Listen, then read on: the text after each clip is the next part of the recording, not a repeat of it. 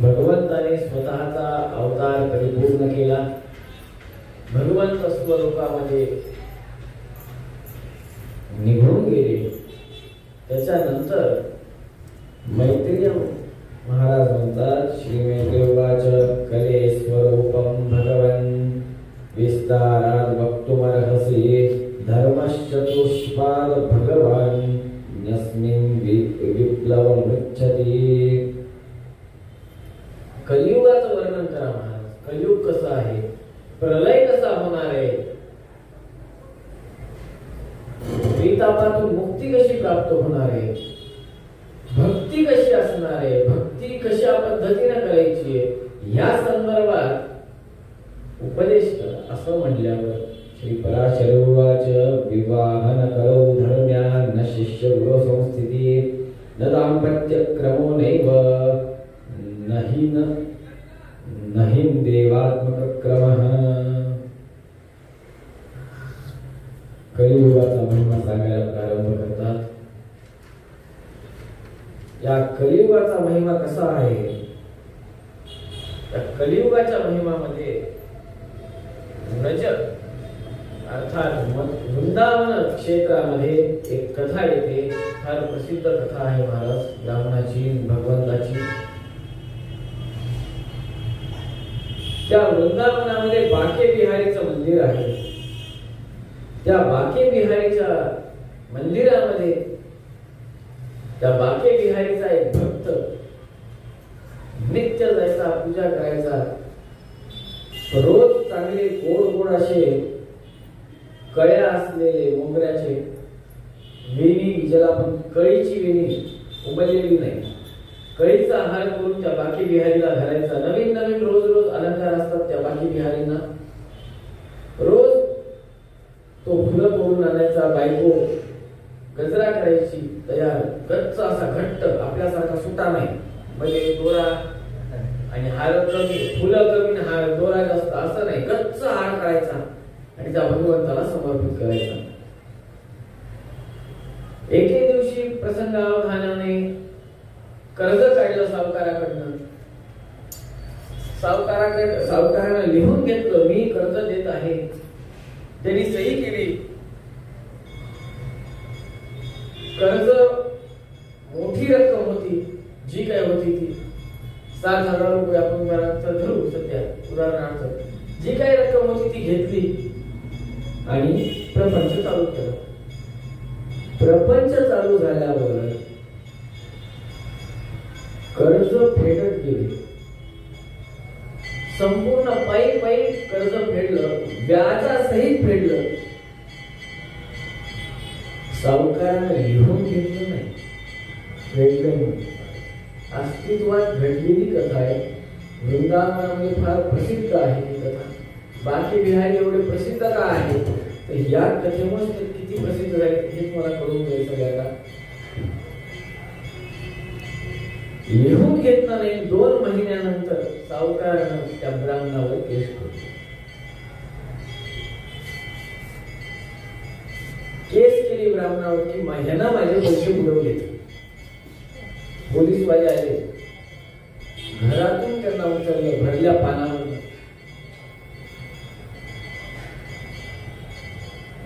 कुठल्याही परिस्थितीमध्ये 24 तासाच्या आत किंवा 32 तासाच्या आत कोर्टामध्ये उभं करावं लागतं. काही ज्याला असो, गुन्हेगाराला असो, गुन्हा सिद्ध झालेला असो अथवा नसो, कोर्टामध्ये उभं केलं. सावकाराला जज साहेबासमोर केस ओपन झाली आणि जज साहेब म्हणतात की काय तू पैसे दिले नाही? मी दिले. ब्राह्मण म्हणतो मी दिले. साक्षी कुठे? वहीवर कुठे एंट्री नाही केली ना तुम्ही? साक्षीदार कोण? साक्ष कोण आहे? कोणी आहे का म्हणे साक्ष? सावकार म्हणे कोणीच साक्ष नाही, कारण की दिलेच नाही पैसे. ब्राह्मण म्हणतो आहे म्हणे एक साक्षीदार आहे. कोण? बाकी बी आहेत म्हणे साक्षी. भगवंत साक्षीदार. भगवंत साक्षीदार आहेत. त्यांना घेऊन आणू शकतोस का कोर्टामध्ये? त्यांना उभं करू शकतोस का? ते सगळीकडेच म्हणतो ठीक आहे म्हणे उद्या त्यांना घेऊन ये. ब्राह्मण दुःखी अवस्थेमध्ये व्याकुळ होऊन घरी आला. बायकोनं हार केला होता, नित्यदिनचर्या जशी होती तशी हार घेतला, भगवंताच्या चरणी समर्पित केला. 8-8:30च्या पुढच्या बाकी बिहारीचे मंदिर बंद होतात. त्यावेळी एका खांब्याच्या मागे लपून बसला ब्राह्मण. सगळे निघून गेले. संध्याकाळी एकटे परमात्म्यासोबत, त्याला एकांतवास म्हणतात. त्या एकांतवासामध्ये अंगावर काटे येतात. भगवंता ही तुझी परीक्षा आहे म्हणे, माझी नाही. जर का मला काही झालं तर तुझ्या नावाला गालबोट लागत की तुझ्या भक्ताला त्रास झाला, तुला तुझं अस्तित्व सिद्ध करावं लागतं म्हणे. असं म्हटल्यावर दुसऱ्या दिवशी कपाट उघडल्यावर ब्राह्मण बाहेर आला. बायकोजवळ गेला. म्हणला अगं मी वापस येईल न येईल याची खात्री नाही, पण तू काही भगवंताच्या सेवेमध्ये खाडा पडू देऊ नकोस, तेवढ्या श्रद्धेनं कर सेवा. बायको पण सज्जन होती, हो म्हणाली. कोर्टामध्ये सकाळी गेले. 11 वाजता कोर्ट ओपन झाला आणि जज साहेबाच्या टेबलवर पहिलीच फाईल यांच्या केसची आली. जज साहेबांनी विचारलं आला का रे, कुठे रे तुझा बाकी बिहारी आला का? होई म्हणणं नाही म्हणणं. हो म्हणता येईल ना, कारण की दिसणं. नाही म्हणावं तर मिथ्यावादी होईल, कारण की सर्वत्र भगवंत आहे. जज साहेबांनी बाजूला एक द्वारपाल उभा असतो दंड घेऊन, दरपाल म्हणतात त्याला. त्यांना हाक मारली, बाके बिहारी हाजीर हो. पितांबर धारण केलेले, उपवस्त्र शेला घातलेले, सावकारासारखे अलंकार अंगावर असलेले, 5ही बोटांमध्ये डाव्या आणि उजव्या एकूण 10 बोटांमध्ये रत्नजडित अंगठ्या, तोडे, कडे, बाजूबंद असं समग्र अलंकार अलंकृत सुंदर कस्तुरी लेपित गंध चंदन लावलेले, एक पगडी घातलेली, हाईटला कमी अशी एक सावकार मुनी त्या कोर्टामध्ये आले. जज साहेबांनी विचारलं, काय हो तुम्ही साक्षीदार आहेत का? म्हणे हो. नाव काय तुमचं? म्हणे बाकी विहारी. बर, काय प्रमाणे म्हणे की ब्राह्मणानं सावकाराची पायी ना पायी चुकती केली? ते म्हणे जज साहेब तुम्ही त्या सावकाराला विचारा म्हणे, सावकाराच्या एकूण 9 वह्या आहेत म्हणे वही खात्याची. जज साहेबांनी विचारलं, काय रे सावकार किती वह्या आहेत? 9 वह्या आहेत. त्याच्यातल्या 8व्या वहीमध्ये 81व्या पान नंबरवर माझी सही आहे म्हणे, बाकी बिहारी म्हणे. जज साहेबांनी सावकाराकडे बघितलं, काय हो माहिती नाही म्हणे तसं काही. सगळ्याच्या सगळ्या 9च्या 9 वह्या मागवा म्हणे. 9च्या 9 वह्या जज साहेबाच्या टेबलवर. 8वी वही हातामध्ये घेतली, ज्या पद्धतीने या बाकी बिहारीने सांगितलं. 81 पान नंबर काढलं, तिथं सही होती. बाकी बिहारी तिथं मजकूर होता, ब्राह्मणानं सावकाराची सूद समेत कर्ज परतफेड केली, व्याजही दिलं, मुद्दलही दिली. निकाल ब्राह्मणाच्या बाजूला लागला. जिकडे केस बंद झाली, जज साहेब म्हणे तुझा निकाल जरी तुझ्या बाजूला लागला असला तरी तू कोर्ट सोडायचं नाही संध्याकाळपर्यंत, मी जोपर्यंत म्हणत नाही. ठीक आहे म्हणे. डोळ्यातून टिच टिच टिच टिच नुसतं पाणी येत होतं, कारण की दुसरं तिसरं कोणी आलं नव्हतं. बाकी बिहारी कोणी? त्रैलोक्य स्वामी असलेला, अनंत कोटी ब्रह्मांड नायक असलेला परमात्मा एका तुच्छ कामासाठी यावा आपल्यासाठी, एका तुच्छ कामासाठी. स्वार्थ आहे ना, काय परमार्थ स्वार्थ आहे? त्या स्वतःसाठी आपल्यासाठी छोट्याशा कामासाठी यावं भगवंतानं, आणि आपण भगवंताला त्रास द्यावा. डोळ्यातून नुसतं थेंब थेंब थेंब थेंब पाणी येत होतं. जज साहेबांची आज्ञा आहे, कोर्ट सोडायचा नाही. बाहेर कठड्यावर बसले वरांड्यामध्ये. 5 वाजला, कोर्टाची कारवाई कामकाज बंद झालं. जज साहेब स्वतःच्या ऑफिस रूम मधून बाहेर आले, गाडीच्या जवळ गेले, गाडीमध्ये बसले. ड्रायव्हरला सांगितलं त्या माणसाला घेऊन आण, त्या विप्राला बोलून आण. विप्राला बोलवलं, गाडीमध्ये बसवलं. आता सांग म्हणे बाकी बिहारी कोण आहे, मला त्याच्याशी भेटायचं म्हणे. एवढंच कळालं म्हणे हे कोणी सामान्य नाही, पितांबरधारी होते, अलंकार जडित होते, तेज पुंज देहयष्टी होती. कोणीच सांग ते म्हणे दुसरे तिसरे कोणी नाही म्हणे, साक्षात त्रैलोक्य प्रतिपालक म्हणे. त्यांना जर का भेटायचं असेल चला म्हणे माझ्यासोबत. कुठं? वृंदावनात. जज साहेब गेले वृंदावनात रात्रीतून. भगवंताचं नुसतं एकदा दर्शन घेतलं, अपाद मस्तक दर्शन घेतलं, स्वतःच्या नोकरीचा राजीनामा देऊन टाकला. स्वतःच्या नोकरीचा राजीनामा देऊन टाकला आणि भगवंताच्या सेवेमध्ये रत झाले. हे असंच उदाहरण जर का अशातलं द्यायचं असेल, दासगुरु महाराज अंगावर कसा टचकन काढायचे. भगवंताची सेवा काय होईल सांगता येत नाही. महाराज कसा अनुग्रह करतील भगवंत, कुठल्या स्वरूपात करतील सांगता येत नसतंय. व्यसन आहे व्यसन. लोकांना फक्त दारूचं व्यसन, गुटख्याचं व्यसन, सिगरेटचं व्यसन, गांजाचं व्यसन एवढंच माहिती. एकदा संतांच्या संगतीत राहा किंवा एकदा मथुरेत जाऊन या. मथुरात कशाला तुम्ही नुसतं? बरं, आता माझा तर जन्मही झाला नव्हता, तुमच्या सगळ्यांचे जन्म झाले. बाबरी मस्जिदचा प्रकरण, हजारो लोक त्या गुंबदवर चढले. बरं, तिथं एकमेकाच्या धक्क्यानं खाली पडायले, जखमी व्हायले, पण परत रक्तबंबाळा होऊन चढायले, परत पडायले. जेव्हा ते घुमट खाली पडलं तेव्हा कित्येकांच्या अंगावर पडलं, कुठं पडलं, कोणाचे हात फुटले, कोणाचे पाय फुटले, पण कोणी ओरडलं का, दुखलं का? एकच शक्ती होती, राम नामाची शक्ती. ही जी ताकद आहे, ही जी ऊर्जा आहे ना, ही त्या परमात्म्याची. त्याच्यामुळे भगवंत हा नाद ब्रह्म आहे. तुम्ही शब्द बाहेर टाकला की ते फिरून परत तुमच्या पाशी येते. म्हणून चांगलं बोलावं. ब्राह्मणानं कधी चालही चांगलं बोलावं. सर्वेत्र सुखीनं संतु. वाटळ हो म्हणून कधीच बोलू नये ब्राह्मणानं. वाणी सत्य ठरली तर काही करता येत नाही महाराज, काही करता येत नाही.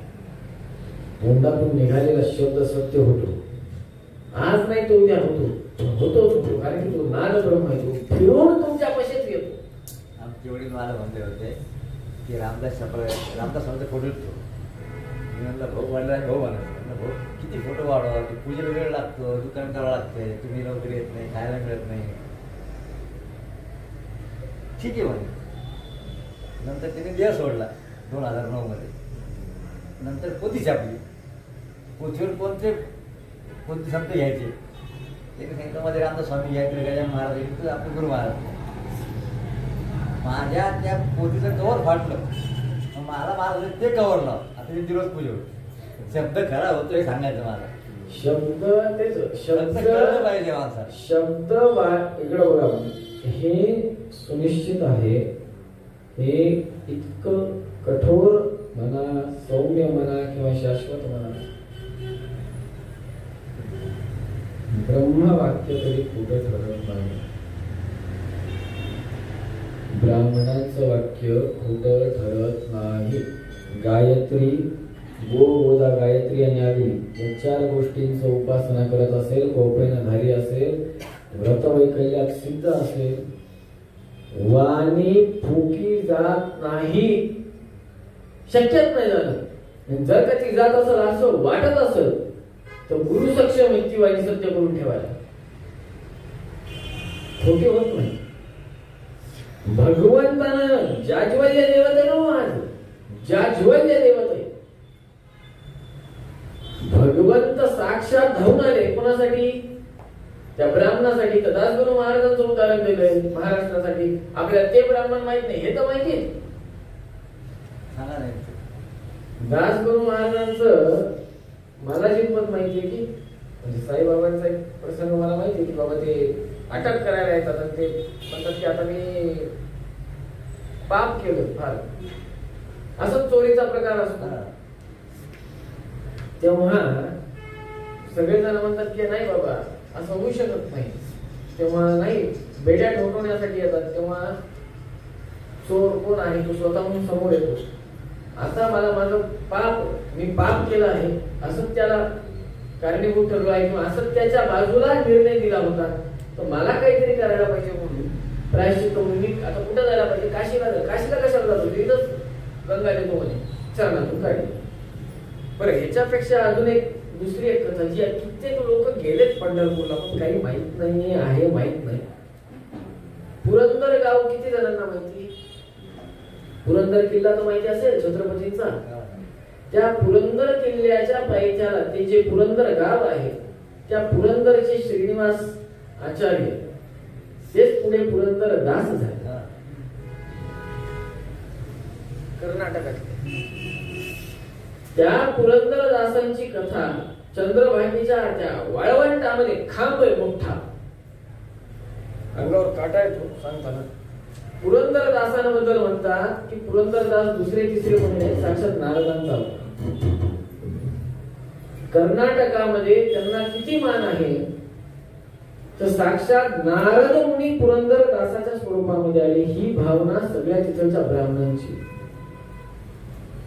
जगन्नाथदास पुरंदरदास यांना समाधीस्थ झालेले राघवेंद्र स्वामींनी दर्शन दिले बाहेर येऊन. समाधीस्थ राघवेंद्र, सजीवन समाधी हे तर सगळ्यांना माहिती प्राय आहे. राघवेंद्र स्वामीची जिवंत समाधी. समाधीतून असं बाहेर येऊन जगन्नाथ दासांसोबत असं चर्चा करायची राघवेंद्र स्वामी. पुरंदरदासांची कथा अशी आहे की पुरंदरदास एकदा भगवंताच्या गर्भगुडीमध्ये थांबतात आणि भगवंत खुश होऊन त्यांना स्वतःच्या पायातलं तोडं काढून देतात, सोन्याचं फरगतचं. खुश आहे. आता दुसऱ्या दिवशी कपाट उघडले, अलंकार विस्कळीत, पायात तोडं नाही. झडती घ्या प्रत्येकाच्या घराची. सापडलं कुणाकडे? पुरंदर खांब म्हणून प्रसिद्ध. त्या खांबाला चंद्रभागेच्या तिरी मोठा खांब ज्याला आवळून बांधलं आणि चापकाचे फटके चालू केले महाराज. तेव्हा सच्चिदानंदात्मक परमात्मा श्रीकृष्ण गोपाल स्वरूपानं त्या ठिकाणी आले, अलंकृत होते आणि सांगितले माझं तोड आहे, खोटं वाटलं माझ्या पायात घालून बघा माझं माप बसते का. त्या गोपालकाच्या पायात ते तोडं कोणी घालायला तयार नव्हतं कारण की ते भगवंताचं होतं. ते म्हणजे त्या प्रतिमेच्या पायात घाला. त्याच्या पायाचं माप आणि माझ्या पायाचं माप एक आलं तर सांगा. बघितलं दोन्ही पायाचं माप सारखं आलं. सगळ्यांना कळून चुकलं कोण आहे. सोडलं तर नाच पण ते पुरंदर खाम म्हणून तो प्रसिद्ध आहे. येणारे जाणारे लोक त्याला आलिंगन देऊन नमस्कार करून पुढे जातात.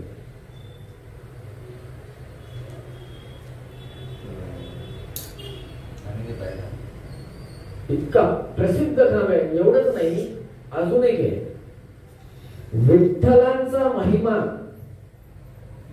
भगवंताचा महिमा, भगवंताकडे काय मागावं हे देखील कळलं पाहिजे. आपण याविषयी आज हा सगळा विषय तोच आहे आजचा. भगवंत किती परीक्षा बघतो त्याला अंत नाही महाराज. इथं सगळेच जण भगवत भक्त आहेत, सगळेच कोण नाही. दुर्योधन पण भगवत भक्तच होता ना. आता भीष्माचार्याने घरून बाहेर काढला असतो घरातून कुळातून. नौटंकी तर नौटंकी, दंभ तर दंभ, पण पूजा तर करावी लागत होती ना महाराज. इस्टेट पाहिजे असेल तर मला दंभ करावा लागत. कलियुगाचा महिमा आहे. नीट ऐकून घ्या, कलियुगामध्ये देव धर्म करणारे नाही, जे करणारे ते प्रसिद्धीसाठी करणारे, देवाच्या नाही, स्वतःच्या. मी नाही सांगितलं, पराशर मुनीने सांगितलंय शेवटच्या 6व्या अंशामध्ये. असं असताना दुर्योधन कशासाठी करत होते? भीष्माचार्यांच्या भयानं करत होते. मग स्वेच्छेने करत होते का? नाही. एवढी बुद्धी चांगली कुठं? मग आपण देखील तसंच करतोय का दंभ? हे आपण स्वतःला एकदम विचारून घ्यावं. म्हणजे खरा भगवत भक्त आहे त्याची दोन सूत्र फार फार सुंदर आहे महाराज, फार सोपी आहे. भगवंताची इच्छा, भगवंताची कृपा. भगवंताची इच्छा आणि भगवंताची कृपा. चांगलं झालं भगवंताची कृपा, वाईट झालं भगवंताची इच्छा. या दोन गोष्टीवर खऱ्या भागवत भक्ताचा किंवा भगवत भक्ताचा किंवा भागवत तत्वचिंतन श्रवण करून सदैव त्याच्यामध्ये भगवत निष्ठता बुद्धी ठेवणाऱ्याचं सूत्र हेच आहे आयुष्याचं. चांगलं झालं भगवंताची इच्छा, वाईट झालं भगवंताची इच्छा, चांगलं घडलं भगवंताची कृपा, कष्ट आले भगवंताची कृपा, भगवंताची इच्छा. आणि खरा जो भगवत भक्त आहे महाराज, त्याच्यासाठी लिहून ठेवले शास्त्रानं. आता आपण म्हणतो एवढं भगवंताची पूजा करायला, फराळ करायला ठेवलं, आमचंच वाईट कस का व्हायला, आमचंच वाईट कस का व्हायला. ऐका, जर का खरे भक्त असाल तर काय परीक्षा भगवंत कशी बघतो शास्त्रात लिहून ठेवले, त्याच्या पलीकडे दुसरी परीक्षा भगवंत बघत नाही. आज सांगतो, देशत्यागो महान व्याधी. शास्त्र काय म्हणतं? भगवंताच्या भक्ताला काय येतं? देशत्यागो महान व्याधी, विरोधान बंधुभिः सह, बंधनम अवमानम च इत्येतत् मदनुग्रहः. भगवंत अनुग्रह काय सांगतो? माझा अनुग्रह कसा होईल खऱ्या भक्तावर? देशत्यागो महान व्याधी, विरोधान बंधुभिः सह, बंधनम अवमानम च इत्येतत् मदनुग्रहः. मी अनुग्रह करणार आहे. कसा करणार आहे? अनुष्ठानाला बसला, संकल्प केलाय खूप मोठा आणि अचानक देश सोडावा लागतोय. भगवंताचा निस्सीम अनुग्रह झाला म्हणायचं. भगवंताने अनुग्रह केला, अचानक देश सोडावा लागत आहे. राष्ट्र महारोग प्राप्ती. महारोग प्राप्ती म्हणजे काय? चिकार पैसा घातला मेडिकल मध्ये, डॉक्टर देखील काही करू शकत नाही. नातेवाईक ओरडायले, काय देव धर्म केला, काय देव धर्म केला, काय देव धर्म, देवानं काय तुझं केलं नाही बघ. आता शेवटी पलंगावर येऊन पडला. इतके दिवस घंटा वाजवली, इतके दिवस शंख वाजवला, इतके दिवस शाळीग्रामाला, इतके दिवस शिवलिंगाला, इतके दिवस गणपतीला, कुठला देव सोडला नाही महाराज. रोज एका देवाची उपासना केली, पण देव काही तुला वाचवायला आलं नाही. देव काही तुला वाचवायला आलं नाही. पण महान व्याधी, देवाने ना, मंत्राने ना, तंत्राने ना, आयुर्वेदाने ना, औषधाने ना, काय तुमचं होमिओपॅथिक, ॲलोपॅथिक, कशानं कोट्यावधी रुपये घातले. विदेशी देशी सगळ्या प्रकारचे औषध झाले, काही फरक पडणार. याला काय म्हणावं? भगवंताचा विशेष परिपूर्ण अनुग्रह म्हणावा. तुम्हाला काय महाराज जीवन करायला देह असला शरीर माध्यम खरं धर्म साधन. तुम्ही अनुग्रह कसं काय म्हणताय?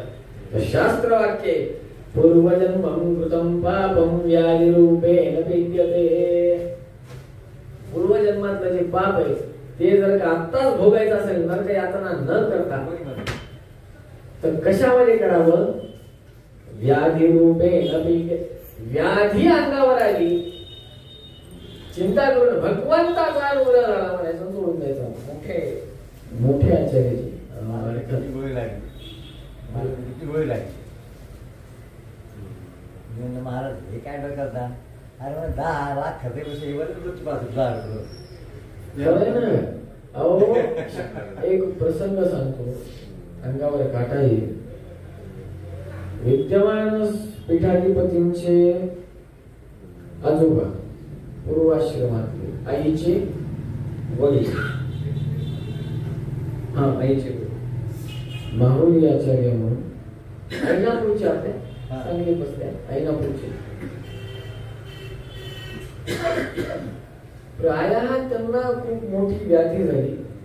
मला एक्झॅक्ट स्पष्टता सांगता येईल, त्याच्यामुळे मी शब्दशः सांगू शकत नाही, कुठले संदेह आहे त्याच्यामुळे सांगत नाही.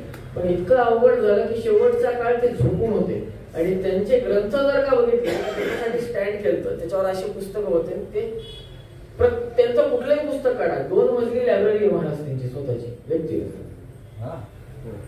आणि त्यांच्या प्रत्येक पुस्तकावर लाल पेनचं मार्क खूप, आणि श्लोक छापलेला कमी आणि बाकीला म्हणजे वही ग्रंथावर छापलेला कमी, आजूबाजूला नोट्स जास्त. प्रत्येक पुस्तकात काही ना काही, एकही पुस्तक असं नाही, एकही पान असं नाही जे त्यांना माहिती. आणि ऑलमोस्ट त्यांनी जेवढे ग्रंथ वाचले ते पेज नंबर निशी, श्लोक क्रमांकानिशी त्यांना मुखवले शेवटच्या काळामध्ये. आणि एक जण त्यांना भेटायला आला, का तुम्हाला त्रास होता? नाही त्रास, महोत्सव म्हणे हा माझा, नरक यातनेपासून सुटका आहे म्हणे, इथं आत्ता काय भोगायचे ते भोगू द्या म्हणे, काय कष्ट व्हायचे तू द्या म्हणे, परत होणार नाही म्हणे वरती गेल्यावर, ते काय ते इथंच होऊन जाऊ द्या म्हणे. ही भावना पाहिजे. जेव्हा त्यांचं निर्माण झालं तेव्हा त्यांच्या एक जुनी पद्धत होती चाळ सिस्टीम मुंबईमध्ये, इन अँड आउट. ते असं खटका असायचा लाकडी. इन म्हणजे घरामध्ये आहे, आउट म्हणजे बाहेर गेले. तर सर्वज्ञाचार्य पुत्र सत्यात्म तीर्थ महास्वामीजींचं पूर्वाश्रमात ना गोपालाचार्यांचं जेव्हा त्यांचं निर्माण झालं, त्यांचा देह शेवटच्या यात्रेसाठी जेव्हा काढला तेव्हा स्वामीजींनी गोपालाचार्य माऊली, परमपूज्य गोपालाचार्य माऊली असं त्या डोरवर नाव होतं आणि समोर इन अँड आउट होतं. तर आउटच्या तिकडं ती फळी सरकवली आणि त्याला चिटकून खिळा मारला जोरात. परत ते कधीच इनवरची फळी येऊ नये आणि आउट दिसू नये म्हणून तशी लावून ठेवली. आज पण त्या खोलीमध्ये मुलं जाते. गुरुजीचं अस्तित्व, त्यांच्या ज्ञानाचा प्रताप, एका ब्राह्मणाच्या ज्ञानाच्या प्रतापावर काय असतं. गुरु कसा असतो, जो कपडा लत्ता सगळंच देतो, काय देत नाही असं नाही. ज्ञान, प्रचंड ज्ञान देणारा साक्षात भगवंत म्हणजे कोण? गुरु. म्हणून ओम गुरु अस्तित्वाचा द्वारा ज्ञानोपदेशे नमः ओम म्हणले ना. काय म्हणले? देश त्यागो महान व्याधी. देश त्याग महान व्याधी, विरोधा बंधू सह. सख्य भावंड जर का अचानक पलटी खाल्ले, अचानक कट्टर शत्रू झाले तर समजावं भगवंताची परिपूर्ण कृपा आहे. परिपूर्ण कृपा झाली. भगवंताला क्षणात संसारातून बाहेर काढायची सोय करून दिली जाते. शास्त्र सांगतो महाराज, विरोधा बंधू सह.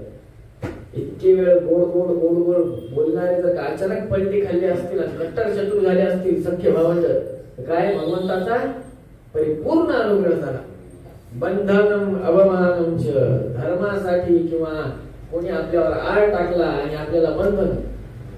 बंधन म्हणजे कारागृहवासाची जर का काही घडलं, नजर काही ठेवलं, भगवंताची परिपूर्ण कृपा झाली. अहो कारागृहासारखं सुख नाही महाराज. कोण गेलं नाही कारागृहामध्ये ते सांगा. कोण गेलं नाही. सगळे सज्जन मोठे जेवढे झाले त्यांना तिथूनच जाऊन यावं लागले. बाहेरून तर ते मोठे राहिलेत नाहीत महाराज. एकदम मोठं व्हायचं असेल तर 2च जागा. आजकाल युट्यूब, नाही तर ते 200 कोटीचा मोठा महाल, गव्हर्नमेंटचा. बरं त्याची क्वालिटी एवढी दणकट असते महाराज, ते पडता पडत नाही एवढं दणकट असते. आणि सिक्युरिटी बघायचं काम नाही. कोण गेलं नाही कारागृहात, सगळे साधू संत घातले की इंदिरा गांधीनं. इंदिरा गांधींनी सगळे साधू संत कुठे घातले?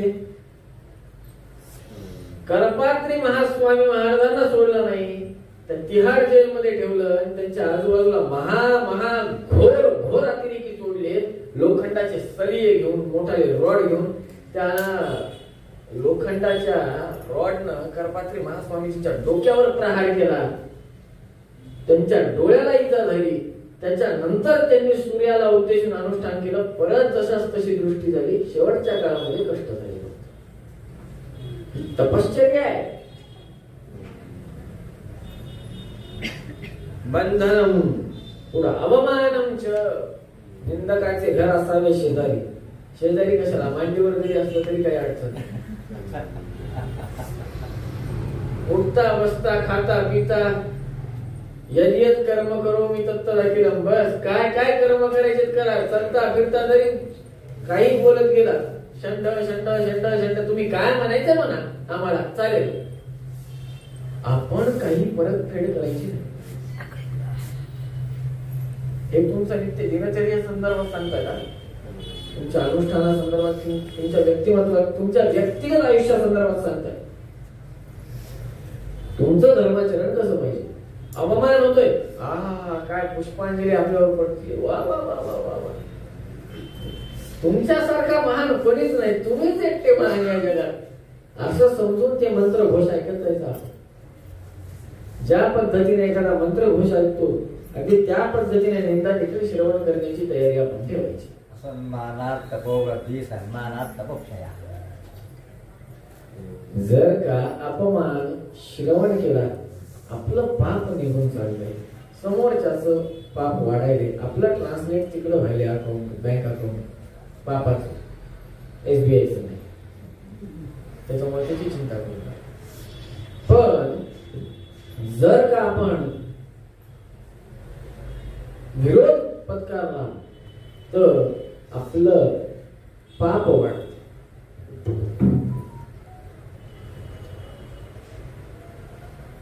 भगवंताची इतके दिवस झाले तुम्ही कथा ऐकताय, शांत चित्तानं ऐकताय. मध्यंतरी पाऊस पडला चालू कथेमध्ये, काही जणांना यायला कष्ट झाले, भगवंताची इच्छा. इतर जे बसले त्यांनी शांत चित्तानं श्रवण केली, भगवंताची कृपा. मुलगा 10वी पास झाला, भगवंताची कृपा. नापास झाला, भगवंताची इच्छा.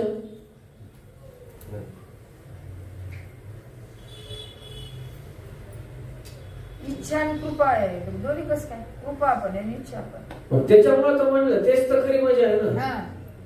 भगवंताची, मग तेच सांगतो ऐका, भगवंताची कृपा आणि इच्छा म्हणजे काय? याच्यासाठी तुम्हाला भक्तराजाचा उपदेश, श्रवणम कीर्तनम विष्णोः स्मरणम पादसेवनम अर्चनम वंदनम दास्यम सख्य आत्मनिवेदनम 9 यज्ञ कर्म करोमि तत्तदखिलम. सगळं काही कृष्णार्पणमस्तु करायचं. त्यागमय वृत्ती पाहिजे, त्यागमय वृत्ती. फळ आलंय भगवंताच्या कृपेनं आलंय. मला पाणी प्यायला मिळालं, भगवंताच्या कृपेनं मिळालं. मी उपाशी होतो, अचानक कोणतरी येणं, काहीतरी देणं, भगवत प्रेरणेया भगवत प्रीत्यर्थ. पहिल्या दिवशीपासून हाच मुद्दा चाललाय. BP भगवत प्रेरणेया भगवत प्रीत्यर्थ. कोणाच्या प्रेरणेनं श्वास घ्यायला? तो 2 मिनिटं फक्त चिमटा लावा ना नाकाला आणि तोंडावर चिकटपट्टी लावा, बघू 22 मिनिटानंतर आपण राहतो का? आपण राहतो का आपल्या फोटोवर हार चढते? हे महत्वाचा विषय. मग विषय कळतो काय? 22 मिनिटापर्यंत, जास्त नाही. हिमालयामध्ये 20-20 मिनिटाचा एक प्रणव म्हणणारे व्यक्ती आहेत. 20 मिनिटं एक प्रणव महामंत्राचा, ओंकाराचा एक घोष 20 मिनिटं चालतो. एवढा व्यक्ती आहे, श्वास त्यांचा तेवढा दीर्घ जातो. आजच्या काळात आहेत ना, असं नाही, असं शक्यच नाही. असं असताना आपण साधं नाक बंद करायचं, तोंडावर चिकटपट्टी लावायची नाही, डोळे लाल बुंद झाले, शेवटी पांढरे झाले, तर माझा नाव बदला. मग आपल्याला श्वास देणारा कोण आहे? कालचा विषय तो होता ना, यो अंतः प्रविश्य मम वाचमिमां प्रसुप्तां. कोण करून घ्यायला कार्य? भगवंत करून घ्यायला. तुम्ही काय करायला? तुम्ही मी काय करायलो? काहीच करू शकत नाही. मी इथं असं करायलो, इथं बोलायलो, कोण करून घ्यायला? एवढी ताकद द्यायला कोण? ज्योतिष्यकार ज्योतिष्य बघतो, कुंडली बघतो, आकडे मोड करतो, ती बुद्धी देतं कोण? वास्तुकार घर सांगतो ना, हे असं तसं तसं असं. एखादं घर वाकडं असतं महाराज, तसं फार क्वचित असतं. 1000 घरामध्ये एखादं जमीन असते, आग्नेय दिशेच्या जागी तिकडं पूर्व असते. फार विचित्र घर, म्हणजे ते क्रॉस घर असते तिरक्या रेषेसारखं. ते बांधताना सगळ्यात नाकीनऊ कोणाचं असतं माहिती का? घरामध्ये येऊन राहणार तर सरळ इथे राहते, बांधणार त्याच्यापेक्षा डिझाईन करणार त्या वास्तुशास्त्राचाच कमाल आहे, त्या शास्त्री महाराजाचा. पर्यायच नाही दुसरा. ह्यांची इच्छा असते वास्तुशास्त्रानुसार बांधते, तुमची जमीनच तेवढी नसते. मग ही बुद्धी देतं कोण? भगवंत देतो. भगवंताची इच्छा. गाडी सुटली महाराज, रात्रीची गाडी, 2 वाजताची गाडी, 1:51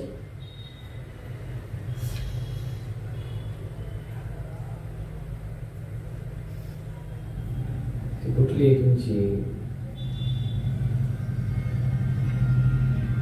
राज्यराणी. राज्यराणी एक्सप्रेस किती होती? 1:51 छत्रपती संभाजीनगर स्थानकावरून निघणार. तिकीट काढलं महाराज, बघितलंच नाही AM आहे का PM. जाऊन बसले. गाड्या यायला चालल्या. टीसीने विचारलं काय झालं? इतक्या वेळ झाले एकाच ठिकाणी. प्लॅटफॉर्म तिकीट चेकर असतात ना. बघितलं, अहो तुमची गाडी कालच होती म्हणे महाराज, निघून गेली. आज कशाला आला? फार लवकर आला. मग पुढची गाडी येईस्तोवर करायचं काय तिथं? गाडी निघून गेली. भगवंताची इच्छा. नामस्मरण करा ना, कोण नाही म्हणे. वायफळ चर्चा होईस, नामस्मरण करा. जाणं निश्चित आहे ना, तुम्हाला जायचंच आहे ना. आज नाही तो उद्या जाणारच नाही. इथं असो नाही बरी असो, यात्रा करणारच येत नाही. बरं, त्याच्यामुळे तर बरं नाव तर असं असतंय, वैकुंठ धाम, स्वर्गवास. बरं, वाहन पण काय? वाहनाचं नाव स्वर्ग. बघा बरं किती चांगला. आधी लोकांच्या कळा, कंबर दुखायची, खांदे दुखायचे उचलू. आता रथ केलाय, वाजत गाजत न्यायलेत महाराज, हे राम करत. तोंडाला पण म्हणायला कष्ट नको माणसाला, राम नाम. अहो एक कसं आहे, मनुष्य गेल्यावर त्याच्या अंगावर चिल्लर टाकतात किंवा ते काय टाकतात माहिती, जे फक्त ऐकून तेवढं सांगतो टाकतात. उचलल्यानंतर काय म्हणतात? राम नाम सत्य है. क्या सत्य है? केवल राम जी का ही नाम सत्य है और किसी दूसरे का नाम सत्य नहीं है. नाम किसका सत्य है? राम जी का. वह राम जी कौन है? सत्यम परम.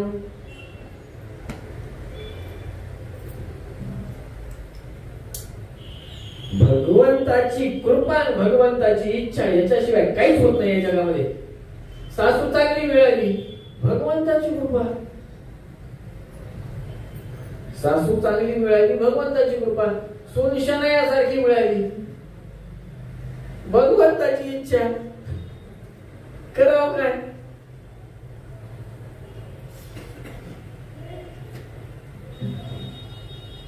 त्याच्यामुळं आपल्या हातात काय ते बघा माणसाने. हातामध्ये एकच आहे, नाम संकीर्तन. कलियुगाचं वर्णन करा असं जेव्हा म्हणतात मैत्रेयी, तेव्हा म्हणतात परित्यक्षांची भरतारम वित्तहीनम तथा स्त्रियः. सुरू केला महिमा सांगायला कलियुगाचा. पहिलाच श्लोक इतका भयानक सांगितला महाराज, अंगावर काटा येण्यासारखा. जोपर्यंत नवऱ्याजवळ पैसा आहे तोपर्यंत बायका नवऱ्याजवळ राहतील, नंतर परत पुरुषासोबत निघून जातील. सुरुवातच तिथून केली महाराज.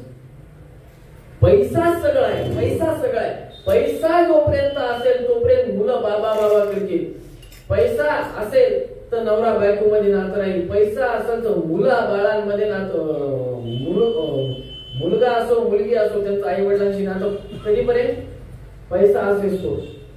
भावा बहिणीचं नातं, सासू सासऱ्याचं नातं, तुमच्या सासा सुनांचं नातं फक्त पैशासाठी राहील. गुरु शिष्य कोणी कोणाचं नसेल, फक्त पैशावर चालेल. म्हणून तर जिथे न पोहचे रवी तिथे पोहचे कवी. मुले मुली ही असता पैसा बाबा बाबा करतील. कवडी नसता दमडी नसता तौबा तौबा म्हणतील. जगती किंमत पैशाला जी तैसी प्रेमाला नाही. दिव्य प्रेम हे स्वर्गीय प्रेम काव्याच्या शोभे देही. पुढे चालून पराशर मुनी अजून एक सांगतात, ते काव्यानं पण कवीनं खूप सुंदर लिहिले. वित्तेन भावितो पुंसा स्वल्पेना झड्य मद कलऊ. पैसा चिकार होणार आहे महाराज, चिकार श्रीमंतांकडे किती. खोऱ्या न्यायच्या नाही, फावडा पण कमी पडेल, जेसीबी लावला तरी कमी आहे. मग काय करतील हे सज्जनांना त्रास देतील, उन्मत्त होतील पैशाने, गर्वांत होतील.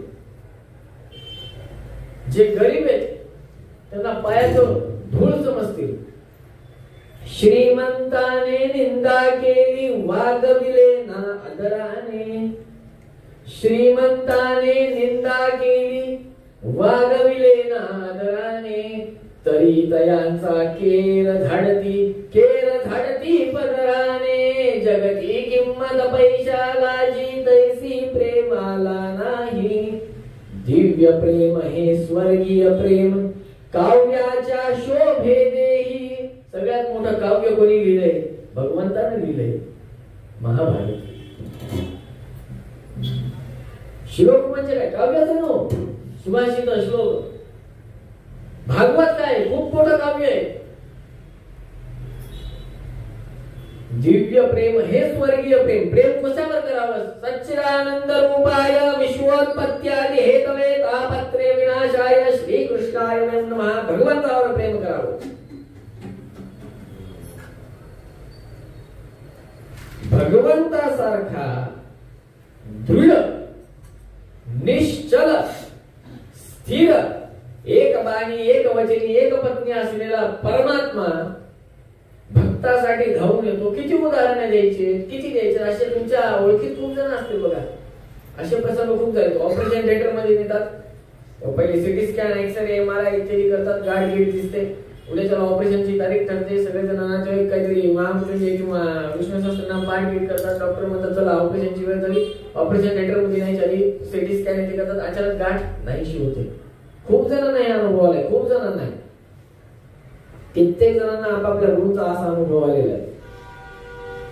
असं असताना शास्त्र काय म्हणतं? धर्मा बरं, मी पहिल्या दिवशीपासून म्हणतोय, परीक्षा त्याचीच बघितली जाते जो फॉर्म भरतो, दुसऱ्याची नसती बघितली जात. मग परीक्षा काय? देशत्यागो महाव्याधी विरोधान बंधुभिस्सह बंधनम अवमानम च इत्येतत् मदनुग्रह. एवढीच परीक्षा बघणार, याच्या पलीकडे काय बनणार नाही. परमात्मा परीक्षा शास्त्रात लिहून ठेवले. तयारी पाहिजे फक्त तुमची पास होण्याची. महाराज तुम्ही कलियुगाचा महिमा सांगितलं, काय होणार आहे? कोणीच कोणाचं नाही राहणार. राजे पण सगळे दुष्ट होणार, पुढे भ्रष्टाचारी होणार आणि त्यांच सगळं चालणार.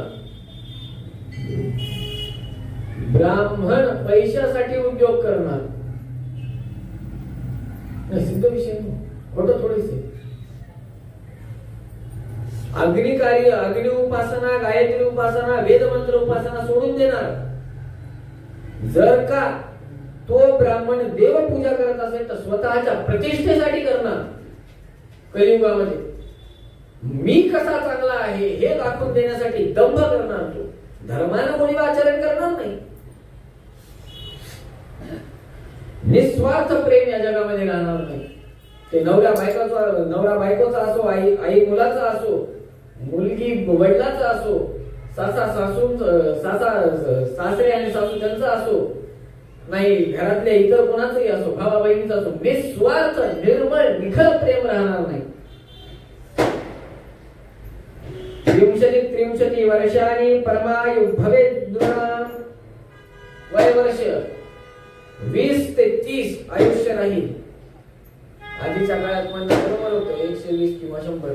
ते टार्गेट संपलं आता. आपल्या पणजी, आमच्या पणजी किंवा तुमच्या पणजी त्यांचा शेवटचा कार्यकाळ होता 100चा सेंचुरीचा. आता कोणी राहील नाही. जे कोणी राहिलं असेल ते सगळे आता व्हेंटिलेटरवर किंवा ऑक्सिजनवर तिथपर्यंत चाललेत म्हणून चाललेत. ऑक्सिजन आहे म्हणून. ऑक्सिजन नसतं तर काय केलं असतं.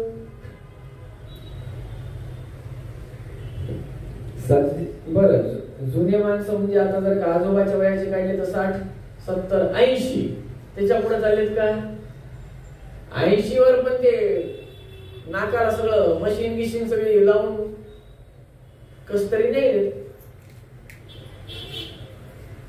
आता 50 आणि 60 मध्ये सगळे संपून चालले. त्याच्या पुढे जाऊ दे ना भगवंत. त्याच्यामुळे काय म्हणलंय 40च्या आत सगळा देव धर्म करून घ्या. बालपणी मी खेळून दमलो निजलो उठलो बागडलो यौवनात उन्मत्तपणाने स्त्रीच्या संगे वाहवलो वृद्धपणी मगवानी जाता श्री अंबे जय कधी वदा अंबाबाई मुक्त करी तू संसारातून मला सदा.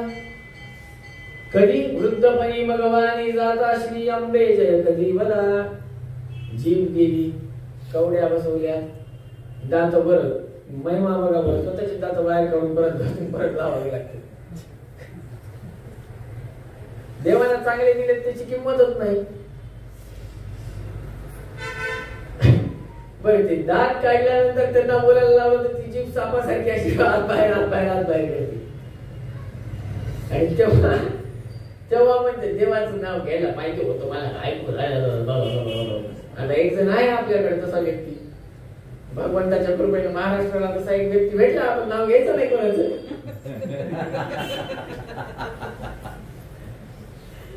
सगळ्या दुखण्याचं आगार तो व्यक्ती झाला. पण मरण काही येतं का काय येत नाही.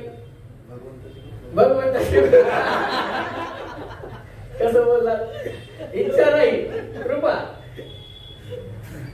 श्रीमंताने निंदा केली वागविले नादराने तरी तयाचा केर झाडती पदराने. किती त्रास दिला विप्रांना सगळ्यांना माहिती. तथापि सगळेजण तिथेच जाऊन चिकटतात. वाणी निघून जाईल. काय करता नंतर धर्माचरण. भगवंताचं नाव घेण्यासाठी दंत पाहिजे, टाळू पाहिजे, जीभ पाहिजे. तेव्हा स श स ह ळ हे उच्चारण होतात. आणि जेव्हा सगळंच निघून गेलं तेव्हा काय म्हणणार आहे एक दंत. दातच नाही राहिला तर दंत कसं म्हणणार. जीभ दातावर आदळणार कशी. संकर्षण संक ते दातही नाही टाळूही राहील नाही. नुसती जीभ सापासारखी आत बाहेर करेल. फायदा काय त्या जीवेचा. बरं जिभेचा फायदा पण काहीच नाही मला. दात राहिले नाही. मिक्सर घ्यायचं त्याच्यामध्ये पोळी टाकायची त्याच्यामध्ये दूध टाकायचं फिरवायचं आणि ते ज्यूस करून द्यायचा. ही हालत. तेव्हा म्हणायचं आपले नातेवाईक फार खतरनाक असते बरं सगळ्यांचे. लहानपणी म्हणजे अरे एवढं देव धर्म करू नको अभ्यासाकडे लक्ष दे. आता कशाला करतो म्हातारपणी करू. यांना म्हातारपणी काही होत नसतंय आपल्याला सांगते. बरं आता हे 2 मुद्दे आज क्लिअरच करतो जाता कथेच्या शेवटी. अपेक्षा फार झाल्यात लग्नाच्या. मुलाला पॅकेज चांगलं पाहिजे. 24व्या 25व्या वर्षी मुलगा सेटल झाला पाहिजे. त्या मुलीला जर का विचारलं महाराज तुमच्या वडील कितव्या वर्षी सेटल झाले किंवा त्या मुलीसोबत त्यांच्या वडिलाला विचारलं तुम्ही घर कधी घेतलं ते माणूस म्हणतो मी 40ला किंवा 35च्या पुढे घर घेतलं. मुलीची अपेक्षा काय महाराज.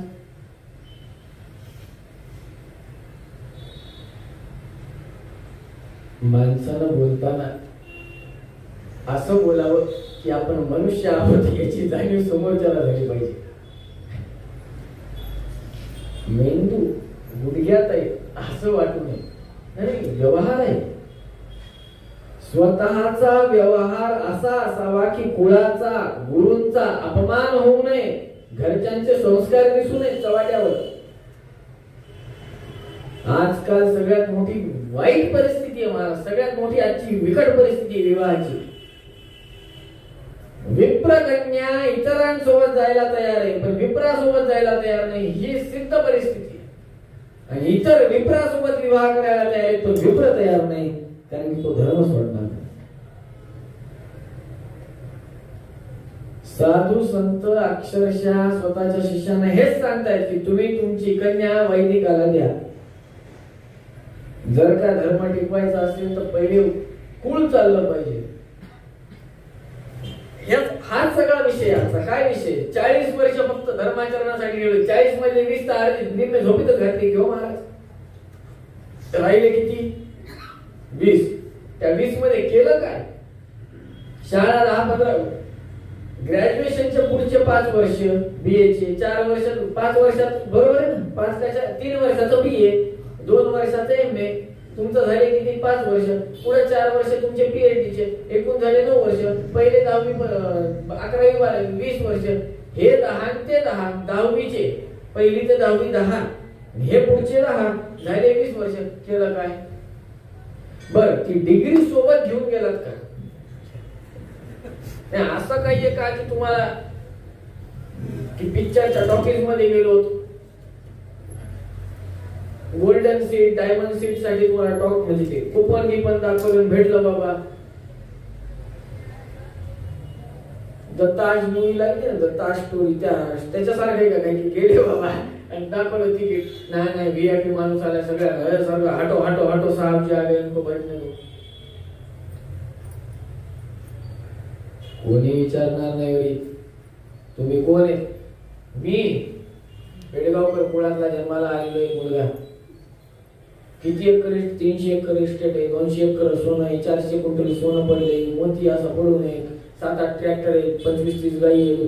कोणी विचारणार नाही तुमच्या प्रॉपर्टीला तू कोण आहेस. एवढं विचारल्यावर दासोहम तव दासोहम एवढाच शब्द आला पाहिजे तर तुम्हाला तिकडे एंट्री आहे. नाही तर मग जर काही आता तसे होणारच त्या. एवढे सज्जन कोणीच नाही, माझ्या सहित कोणी एवढं सज्जन नाही.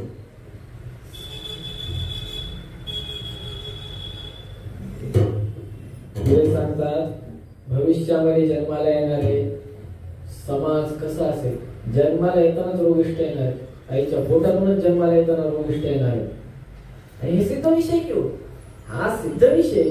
कित्येक जण आईच्या पोटातून येतानाच रोगिष्ट, नेत्रच नाही, दृष्टी कमकुवत असते लहान लेकरांची. आजकाल बघा तुम्ही लहानपणीच चष्मा लागलाय. जन्माला चष्मे लागलेले पोरं, जन्मल्या चष्मा रोगाचं प्रतीक नाही तर कशाचं प्रतीक आहे? सुदृढ आयुष्याचं प्रतीक आहे का? चष्मा लागला. Low BP, high BP, sugar, ते नाभीला इंजेक्शन देतात काय म्हणतात? शुगरच्या माणसाला रोज बेंबीवर इन्सुलिन. शाळेतले पोरं घ्यायचं इन्सुलिन, त्याच्याशिवाय त्यांना जेवण करताय ना महाराज.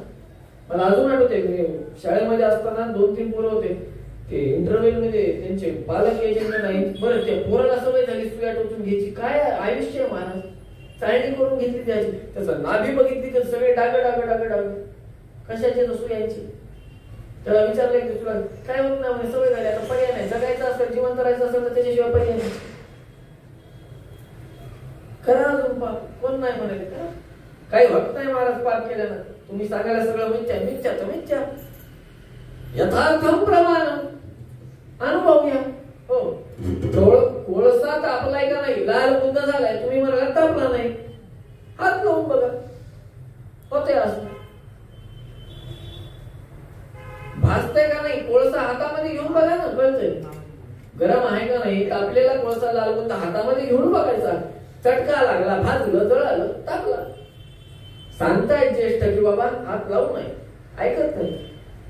भागवत शास्त्र, भागवत महापुराण काय सांगतं? प्रचंड सांगतं विस्तार की फुटाणा एवढंच झाड राहणार, फुटाण्याचं सगळ्यात मोठं झाड राहणार, वाटाणा फुटाण्याचं, त्याच्यावर मनुष्य चढणार.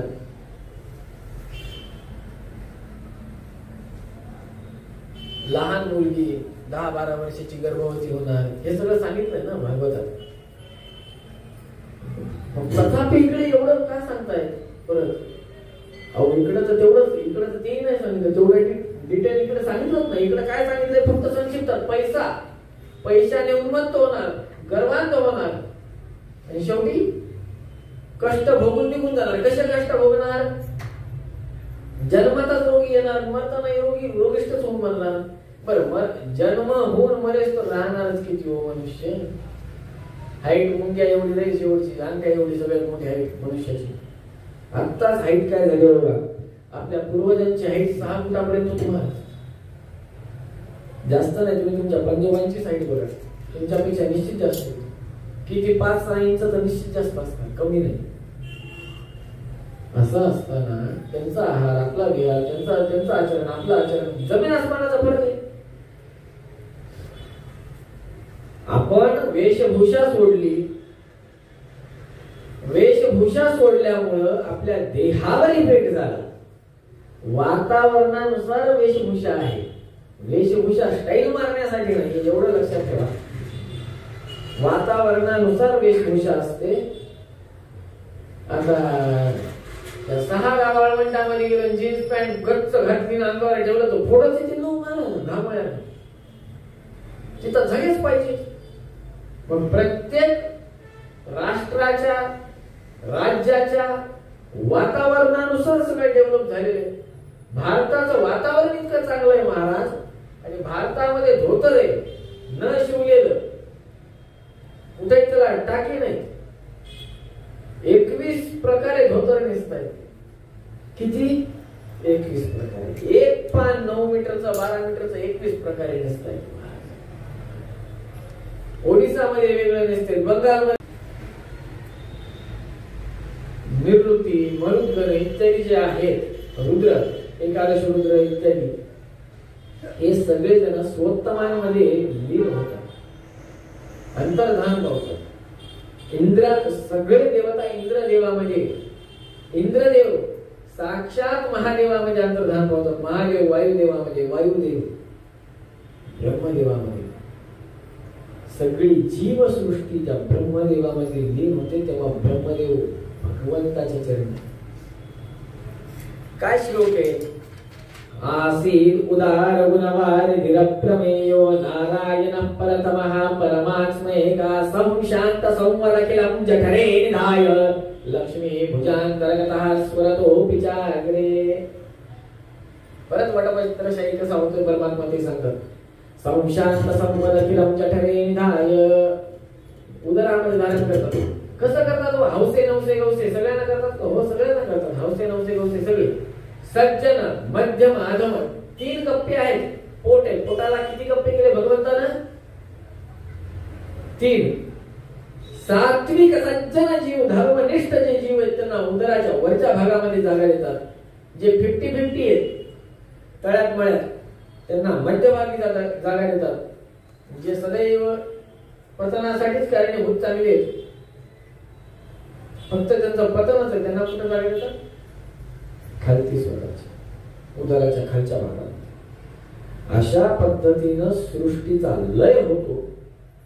जर का याला सविस्तृत पद्धतीत 5 मिनिटाच्या आत सांगायचं झालं तर भगवंत स्वतः सृष्टी करतो, त्याचं रक्षण करतो, आणि स्वतः रुद्र रूपाने येऊन किंवा रुद्र भगवंत महादेवाच्या अंतरंग राहून, हृदयस्थ राहून प्रलय करतो. त्याला कथा आहेत, दोन पाठ आहेत प्रमेय. की एक म्हणजे स्वतः रुद्र रूपाने परमात्मा, रुद्रो भवशिरा बबरू, स्वतः रुद्र रूपी परमात्मा येऊन संहार करून जातो, किंवा रुद्र अंतर्गत भगवंत राहून संहार करून जातो, असं सांगतात. एकंदरीत काय तर तुम्हाला जन्माला घालण्यापासून, तुम्हाला सगळं तुमचा देह हालचाल चालवण्यापासून शेवटी तुम्हाला तिथं शाश्वत गती देईस तो कोण आहे? भगवंत. आपण कोण आहोत? कोणीच नाही. आपलं अस्तित्व काय? शून्य. तुम्हाला शून्य. शून्य का शून्य? ज्ञान देणारा भगवंत, पैसा कमवून देणारा भगवंत, अन्न खाऊ घालणारा भगवंत, खाल्लेलं अन्न पचन करून देणारा भगवंत, पचनाद्वारे रक्ताभिसरण करून देणारा भगवंत, सगळं काही शुद्ध कर्म घडून आणणारा भगवंत, चांगलं कर्म घडून आणणारा भगवंत. काही विपरीत घडलं, अनुकूल नाही घडलं, प्रतिकूल घडलं, भगवंत. भगवत प्रेरणया भगवत प्रीत्यर्थ, भगवंताची इच्छा आणि भगवंताची कृपा याच्याशिवाय दुसरं काही या जगामध्ये नाही. आणि हेच अष्टादश पुराणांचा सार जर का 2 शब्दात सांगायचं असेल, भगवंताची इच्छा आणि भगवंताची कृपा. एकमेव उपाय. जर का टेन्शन मुक्त राहायचं असेल तर भगवंताची इच्छा आणि भगवंताची कृपा याच्याशिवाय दुसरी वाणी काढायची नाही. आता या ठिकाणी मागील जवळजवळ 11वा दिवस, 11 दिवसापासून आपण इथे चिंतन करतो. कोणाच्या प्रेरणेनं, कोणाच्या प्रीत्यर्थ करतो? भगवंताची इच्छा झाली, महाराजांना प्रेरणा झाली, महाराजांना प्रेरणा केली, त्यांच्या कृपेनं आपण इथं राहिलो. त्यांच्या कृपेनं भगवत प्रेरणा भगवत प्रीत्यर्थ कथा चालली. तुम्ही इथं आलात, कोणाच्या प्रेरणेनं आलात? कोणी प्रेरणा दिली? घरामध्ये बसून टीव्ही बघू शकता, घरामध्ये बसून काही पंचपक्वान्न करू शकता, आम्ही सारे खवय्ये बघू, काही डिश करू शकता, काही करू शकता ना. असं थोडीच लिहिलं की इथपर्यंत यावं, काही करता येतं तुम्हाला. पण आलात कसं? गाडीवर बसून, गाडीला सेल्फ किंवा किक मारून इथपर्यंत येण्याची कष्ट दिले कोणी? ती विचारसरणी कोणी दिली? ते चिंतन कोणी दिलं? भगवंतानं दिलं इथं आणण्याचं चिंतन. महाराजांनी सांगितलं असं की बाबा इथं कथा आयडिया यायचं का नाही हे कोणाच्या हातात आहे?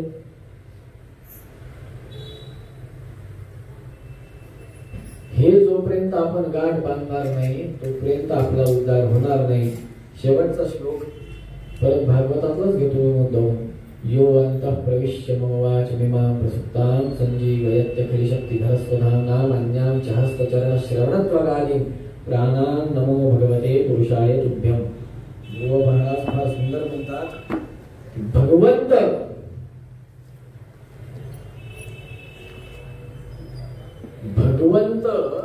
जे अनुग्रह करतात ते सामान्य नाहीये. त्याच्यामुळे आपण देखील भगवंताच्या चरणी सदैव रत राहावं. सदैव रत कसं राहावं? दासोहम तव दासोहम, याच्या पलीकडे काही नाही. मी तुझा दासांचाही दास आहे. माझी योग्यता काय?